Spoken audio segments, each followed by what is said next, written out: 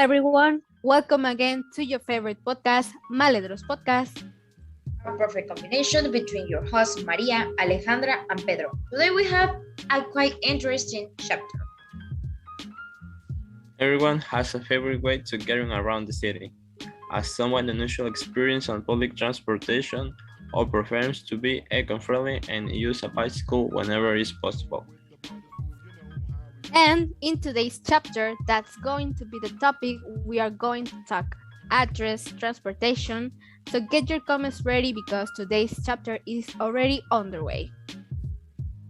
We have some complaints about transportation, and that is that the production of cars is increasing, but this doesn't mean that people discard their current cars, making more and more cars on the road. You're right, Ale. And this time we are going to start with the complaints as you mentioned it, because for example in the city where I live is supposed to be a quality control to which the cars are submitted periodically, but really done is useless because even so there are too many cars circulating that clearly do not meet the requirements but still are on the street. Well, you have a good point, Pedro, because at the end of the day, that is what the verification of cars is for. To have a quality control of this, but also being empathetic that people do not have the car of the year and that it's not bad. They have a car that moves them where they need it. And at the end, for that is a car.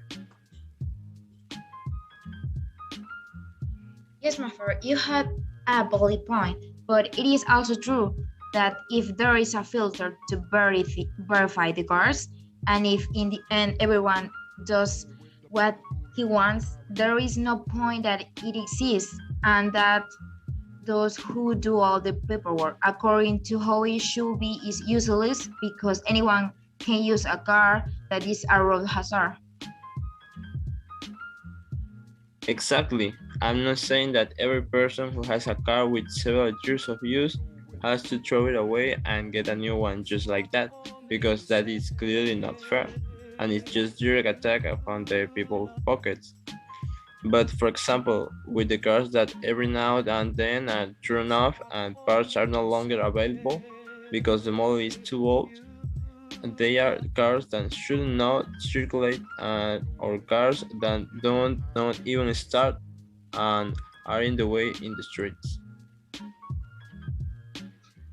I understand what you are saying, but talking about that, it's a little different. So going back to the topic, what transportation do you feel should be innovated? For example, I think that public transportation, that is the bus, should have better punctuality because here is a disaster. When you want to take a bus trying to get somewhere on time, but you cannot go out and be sure that a bus will pass within a few minutes because then they pass very fast, they pass very slow, or they stop to talk to a colleague. And all these details make the person who tries to be punctual to see in vain his attempt because he really has no certain of knowing at what time he will arrive at his destination. And that is because it depends entirely on how the driver drives, and there is no order in public transport. Well, you really have that opinion very well planned, Maffer. I totally agree with you. Public transportation is chaos for many reasons, and what I will point out will be precisely that the waste drivers try signs several times, they treat him the life of the passenger as if it were nothing. They drive badly and drive in a dangerous way. I think this chapter became a criticism against public transport because I also have something to complain about. Being a person with disabilities in a country that is not inclusive becomes a daily challenge, and one of the things that people in wheelchairs are marginalized it is in using public transport because at least where I live people in wheelchairs have no way to get on the bus and there is no space reserved for them.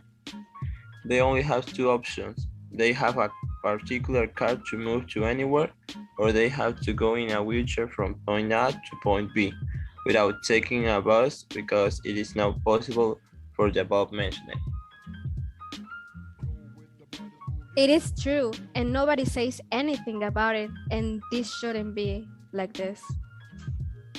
These are the things that people really should complain about. But please leave us your comments with the hashtag #MyTransportation. It will be reading to you shortly.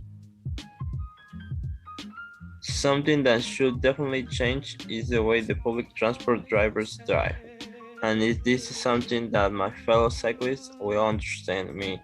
When you ride a bike to exercise for a mountain or to move from one side to another, there is a danger, and that is that why a cyclist occupies a small space in the street while the cars and buses occupy more space. A bus driver does not mind pressing the cyclist to change to the sidewalk, putting at risk the cyclist. Definitely a total imprudence. And let me tell you that not only people who drive a public transport are so. Several people who drive a particular car do that just by waiting to pass. In fact, speaking of the subject, not long ago I read that in the state of Aguascalientes, were implement courses to public transportation drivers to be aware of the risk that cycle has. This time they drove a bicycle while a bus pressed them. Is a moral conscience project. A brilliant proposal. I love it. I think it's time for our section. This is something I didn't know. Did you know that 20% of drivers are looking for a nickname for their car? That is a rather funny fact. And if you didn't know, now you know it. I wonder what the most common name for a car will be. I think we'll talk about that in our next chapter because sadly, it's all for today. Oh no. Well, do not forget to follow us on our social networks and give us your opinion with the hashtag #MyTransportations. That's all from us, guys. Don't forget to listen to our podcast. We release a new chapter every Thursday. Maledros, over and out.